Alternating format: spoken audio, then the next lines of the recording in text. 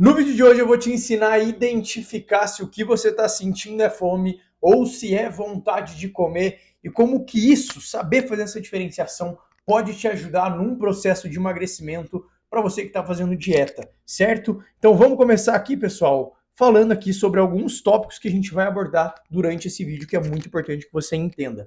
Primeiro, a gente precisa falar sobre mecanismos reguladores da fome e da saciedade. Então, o que é sentir fome e o que é se sentir saciado? Como que isso funciona fisiologicamente falando? Também vamos falar aqui sobre os mecanismos relacionados à vontade de comer. Então, por que é que você sente vontade de comer, mesmo às vezes porque não está com fome? E vamos também, claro, aprender a diferenciar a fome dessa vontade de comer. E no final, eu vou comentar também sobre um artigo que foi publicado na revista Cell Metabolism, que é muito interessante, falando justamente sobre isso, tá? O quanto não saber fazer essa diferenciação pode prejudicar os seus resultados, pode prejudicar uma dieta de emagrecimento. Então vamos lá. Primeiro de tudo, pessoal, falando sobre mecanismos reguladores da fome e da saciedade. Primeiro a gente tem que entender que a gente tem dois sistemas aqui que serão predominantes quando a gente fala disso. O primeiro deles é o sistema homeostático. Homeostático vem de homeostase. O que é homeostase?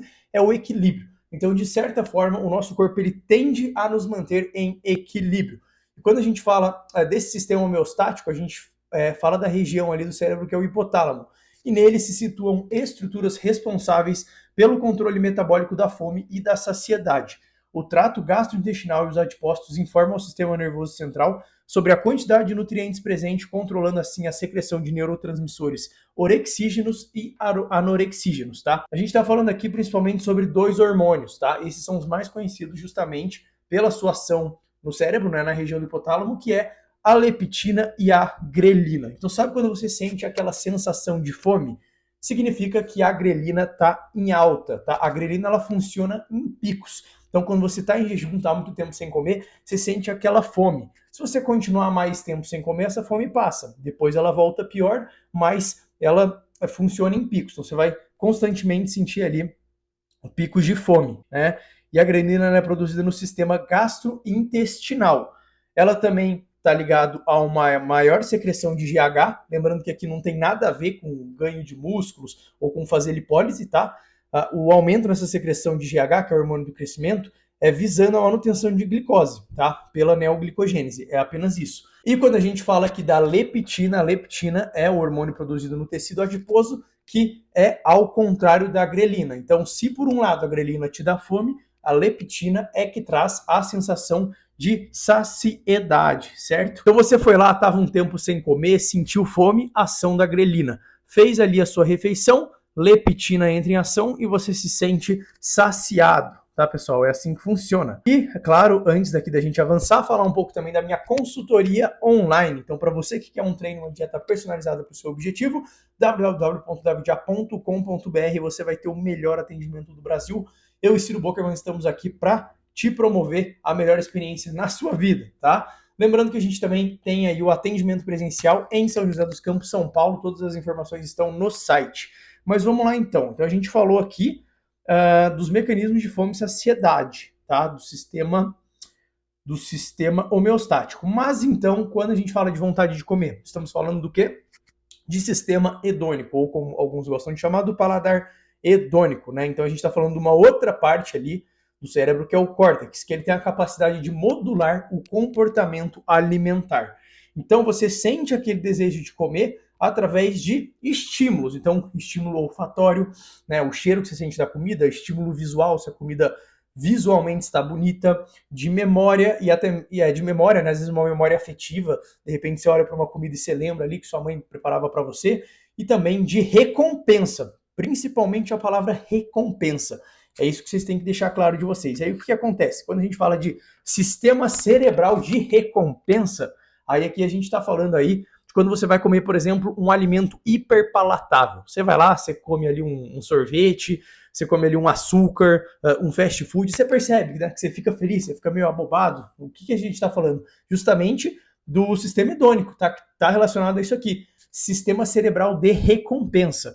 Então aqui, pessoal, o que acontece? Esse sistema de recompensa ele funciona na forma de cascata, como vocês podem ver na imagem aqui, tá? Repara que ele começa pela estimulação de neurônios serotoninérgicos, tá? Depois, eles estimulam neurônios produtores de encefalina, que vão estimular na secreção de GABA, e por fim, chegamos à produção de dopamina. Aqui nesse caso, via receptor DRD2, que é o principal receptor, tá? Que está ligado à dopamina. Então é aquele negócio, você comeu ali um açúcar e você sente aquela sensação de prazer. Isso aí nada mais é do que a liberação de dopamina, né? Então você se sente ali feliz. É a famosa sensação de recompensa. É por isso que dizem aí que o açúcar ele é tão viciante, né? Na verdade, alimentos hiperpalatáveis são tão viciantes, justamente por conta dessa ativação aqui nesse sistema cerebral de recompensa. Aí rola toda aquela discussão. Mas e aí, existe vício em comida? E aí é o seguinte, quando a gente fala de sexo, de drogas, de abuso, né, no caso, drogas pesadas, exercício físico, videogame, tudo aqui está ligado ao sistema cerebral de recompensa. Então, da mesma forma que de repente você vai comer ali um sorvete cheio de açúcar, cheio de gordura, vai ficar meio abobado, vai ficar mais feliz, vai ter liberação de dopamina quando você usa uma droga pesada, quando você marca um gol ali de repente num jogo de futebol, de videogame, tá tudo agindo aqui nisso daqui, tá? Sistema cerebral de recompensa. Claro que cada uma vai ter a sua particularidade, principalmente quando a gente fala de drogas de abuso, né? Elas vão agir por várias vias. Então, por mais que alimentos hiperpalatáveis, principalmente o açúcar, né, eles ativem esse sistema cerebral de recompensa, estimulem a produção de dopamina, é incorreto você querer comparar a vícios mais pesados, né? Igual eu já vi o pessoal falando aí que açúcar vicia igual cocaína. Não tem sentido nenhum. Por mais que exista essa questão do sistema cerebral de recompensa sendo ativado também com açúcar, assim como acontece com a cocaína e até mesmo às vezes com drogas lícitas, tá? Não só do meio ilícito, o vício que você terá, por exemplo, com a cocaína não será única e exclusivamente por conta desse sistema de recompensa que você vai ter, né? Tem outras questões fisiológicas aí. Agora, então, chegamos aqui no momento em que a gente vai identificar a fome e a vontade de comer. Então, o que você está sentindo aí? Será que é fome ou será que é vontade de comer? É o seguinte, pessoal, fome, ela não é seletiva, tá? Então, você não tem necessariamente ali um alimento na sua cabeça que você queira comer. E ela apresenta principalmente sinais fisiológicos, ou seja, você vai sentir aí, por exemplo, dor na barriga, fraqueza, tontura, a dor de cabeça. Tudo isso daqui está ligado a sensação de fome. Então você pega, por exemplo, às vezes, um morador de rua. Cara, você vai dar alguma comida para ele não vai reclamar do que você está dando para ele, né? Na grande maioria das vezes. Porque ele está sentindo fome. Então você já viu, às vezes o cara pega comida no lixo. Por quê? Porque ele está sentindo fome, realmente, né? Ele está tendo sinais fisiológicos ali que estão levando o cara ao desespero, muitas vezes até procurar comida no lixo. Ele está com fome, tá? Agora, quando a gente fala de vontade de comer, aqui a gente já está falando de um desejo de alimento mais específico, que pode ou não ter causa emocional. Então, às vezes, você quer comer um sorvete, tá? Você teve um dia ruim no trabalho, você quer descontar esse dia ruim que você teve no trabalho, quer ativar aquele sistema de recompensa que eu abordei aqui, e você sabe que o açúcar, que o doce, ele vai cumprir bem esse papel, pelo menos momentaneamente. Então, você sente aquela vontade de comer. Às vezes ela também não tem nenhuma causa emocional, tá? Não necessariamente ela tenha. Às vezes você simplesmente sentiu vontade e pronto, tá? E a gente também pode ter, claro, a fome mais a vontade de comer. Não é porque você sente fome que não necessariamente que você não esteja também com vontade de comer algo. Do mesmo jeito que pode ser que você esteja com vontade de comer algo e também esteja com fome, né? Então tem essas duas coisas aqui, tá? Uma não exclui a outra, uma pode se somar à outra. Mas agora, por que é tão interessante tão importante você saber identificar o que é fome e o que é vontade de comer? Porque é o seguinte, pessoal, se você não tem isso muito bem estabelecido, você pode fracassar miseravelmente numa dieta. Por quê? Trouxe aqui para vocês um artigo, tá? Então, trazendo isso aqui na prática para vocês, né? Que fala sobre como uma dieta com alimentos ultraprocessados pode trazer uma ingestão de calorias mais alta e, portanto, um ganho de peso maior do que aquelas pessoas que consomem alimentos não processados. Então, só para vocês entenderem como que funcionou esse trabalho, né? Separaram, então, 10 homens e 10 mulheres saudáveis e tudo mais para fazer 3 refeições ao longo do dia. Isso durante 2 semanas. E nessas 3 refeições ao longo do dia, elas teriam que comer até se sentirem saciadas, tá? Não teriam um limite, né? O limite seria a sensação de saciedade. E o que acontece? O grupo que consumiu alimentos ultraprocessados como uma barra de chocolate, por exemplo, esses fast foods que a gente vê aí na vida, né? Acabou consumindo 508 calorias a mais do que o grupo que ingeriu alimentos não processados. Aqui no gráfico você vê os dias de dieta, né? E também a ingestão calórica. Aqui, o que está em vermelho é do grupo que ingeriu não processado e o azul do grupo ultraprocessado. Olha como a ingestão aqui acabou sendo bem mais alta. Isso aqui é a ingestão média, né, dos grupos.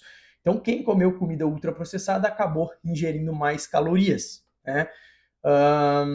E aqui a proporção de macronutrientes também. Então, você vê, quem comeu ultraprocessado acabou comendo mais carboidratos, acabou comendo mais gordura e a quantidade de proteínas se manteve ali mais ou menos a mesma. E geralmente esses alimentos ultraprocessados, essas bobagens, né, na dieta, realmente elas têm mais carboidrato e mais gordura, né? Tem pouca proteína muitas vezes. E aí o que acontece? Se ingeriram mais calorias depois das 2 semanas também, é claro que tiveram um ganho de peso mais expressivo. Então, a gente pega aqui a mudança, né, de peso dessas pessoas do dia 0 ao dia 14. Repara, o grupo da alimentação ultraprocessada foi ganhando peso. Quem não ingeriu comida processada, alguns até foram perdendo, tá vendo? O pessoal até emagreceu um pouquinho. No final das contas, o aumento foi de 0,9 quilos do pessoal que comeu comida ultraprocessada em relação aos que comeram não processado, tá? Então, o que a gente consegue ver? Que existe uma relação causal entre alimentos ultraprocessados e uma ingesta de calorias mais exagerada. Justamente por quê? Porque se o alimento é mais gostoso, se o alimento é mais palatável, a tendência é que você ingira mais. Ou seja, que a gente está falando principalmente de paladar hedônico, né? Então, o sistema hedônico ele pode se sobressair ao sistema homeostático. Isso é interessante a gente falar aqui. Então, o que vocês podem concluir no final desse vídeo, pessoal? Que na hora de montar uma dieta, na hora de seguir uma dieta, vocês devem colocar uma alimentação não processada, mais alimentos in natura, tudo mais, uma alimentação mais saudável, mais limpa. Com isso, a tendência é que a saciedade ela venha antes e que vocês tenham muito mais êxito na hora de tentar emagrecer. Afinal, é muito mais fácil, entre aspas, né, você ingerir 2.000 calorias só de besteira do que 2.000 calorias de comida limpa. Pessoal, eu espero que vocês tenham gostado desse vídeo. Não esqueça de clicar no like, se inscrever no canal. E esse foi mais um vídeo informativo do David Já para vocês.